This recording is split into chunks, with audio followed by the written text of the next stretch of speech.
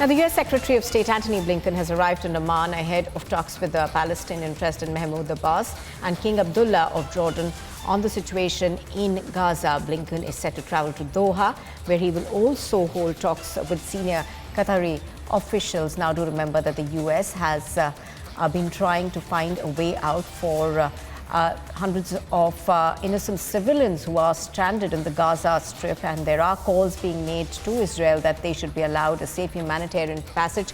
The U.S., of course, is speaking not just to leaders of the Middle East, but is also in talks with the UN over this.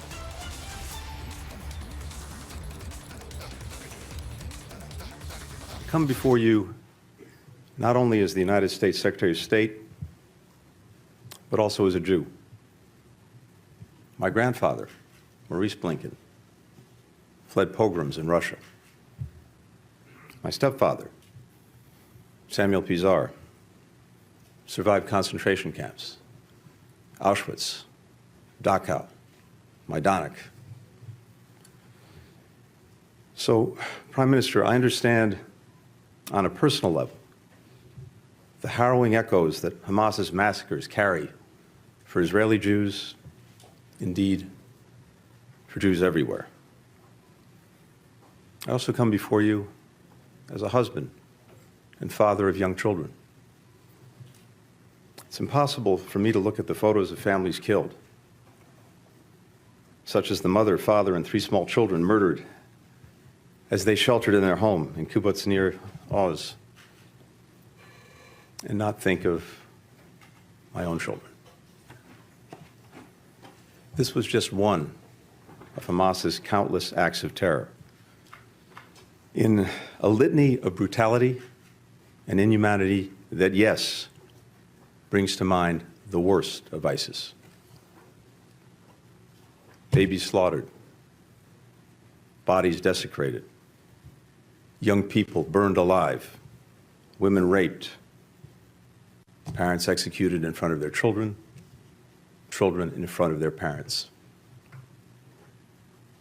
How are we even to understand this, to digest this? This must be a moment for moral clarity. The failure to unambiguously condemn terrorism puts at risk not only people in Israel, but people everywhere. All right, so Antony Blinken, of course, will also be making his way to Qatar later. The U.S. has been talking to various players in the Middle East to try and work out a humanitarian corridor for people to leave the Gaza Strip. These are innocent civilians that the U.S. wants to be evacuated out of the Gaza Strip. Now, this even as Israel, of course, is continuing to amass thousands of troops on the border with Gaza, and there are indications that they could soon be moving in to the Gaza Strip. Now, there is, of course, a blockade that is on whereby Israel has stopped the supply of food, medical aid, as well as essential supplies to Gaza.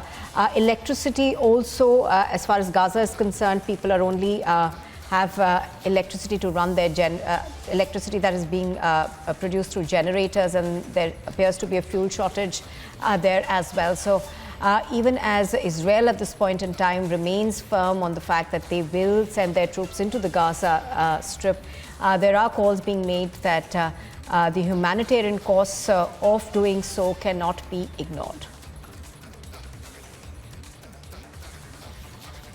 Now, it's not just Antony Blinken. We are told that the EU chief Ursula von der Leyen and the US Defense Secretary Lloyd Austin will also be traveling to Israel on Friday to show their support. However, even as this happens, obviously the Middle Eastern countries are worried about the situation in Gaza, and there have been talk of the fact that the situation perhaps needs to be de-escalated.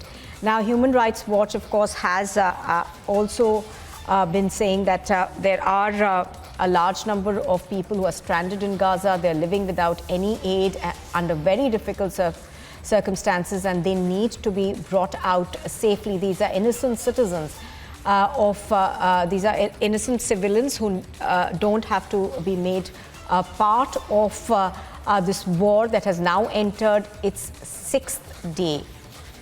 Antony Blinken, of course, has met the senior Israeli leadership and now is on his way to Qatar. Earlier on, of course, he also met King Abdullah of Jordan and will be holding talks with the Palestinian President Mahmoud Abbas.